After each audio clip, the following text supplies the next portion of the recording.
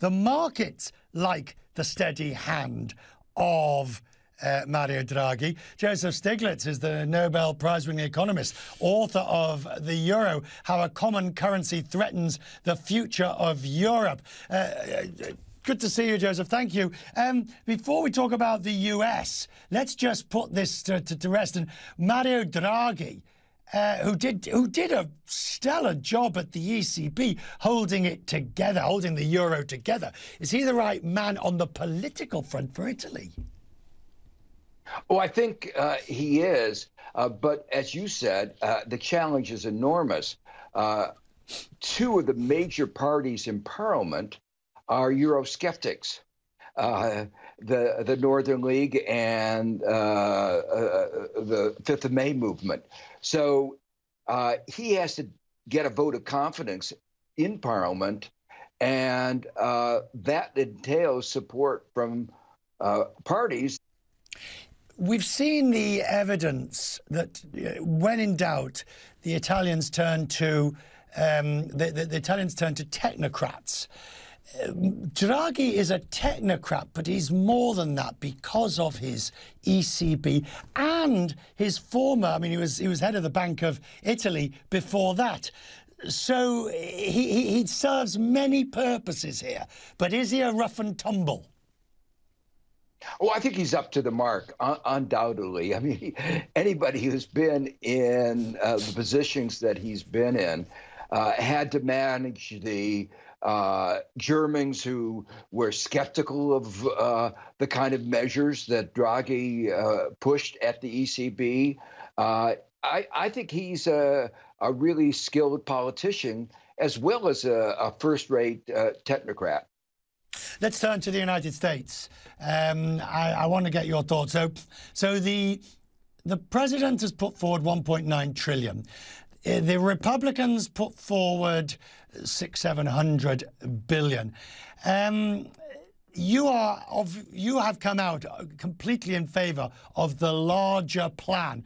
But bearing in mind, the CBO says that growth will have been restored by mid-year and unemployment should come down from mid to late year onwards.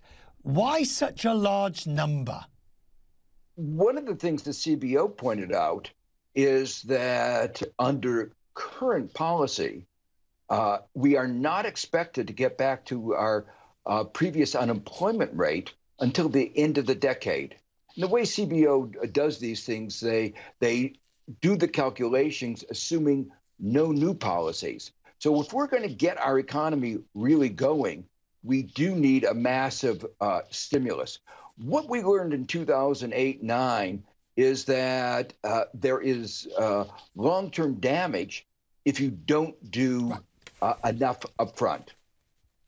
But between, Janet Yellen's go big and the Republicans go modest and poor, surely there's a middle ground, because $1.9 trillion does add such a level of stimulus. I hesitate to use the words inflationary, but if the economy is already picking up steam, and I know there's plenty of room for monetary tightening in the future, but wouldn't it be better to do a little bit less? No, I really think that going big is the right way. If it turns out, remember, part of the package here is, for instance, unemployment insurance. Unemployment insurance only gets paid out if there's unemployment. So if those who are optimistic are right and the economy recovers, the pandemic gets under control, the vaccines work, then we won't be spending all that money because the unemployment rate will come down. And that part of the policy of the package that is aimed at the unemployed will automatically come down. So that's one of the big features of this kind of framework. It automatically adjusts if it turns out that the recovery is stronger than I'm afraid might not. Politic of a deal. what would you be prepared to ditch? You get, and there's no, I mean, there is no better political congressional negotiator than Joe Biden. But if, for example, it comes down to, I'll give you everything else from the Republicans, they say, but we're not giving you the $15 minimum wage. Do you go over the cliff for that? Well, the one thing I would compromise on is the income levels for which you give a $1,400 check. There is room here, I think, for compromise to say, okay, we don't have to go quite that high up. In 2017, we gave an enormous amount of money to our millionaires or billionaires, to the corporations. So to criticize giving money to the middle class, I think takes a little bit of a nerve.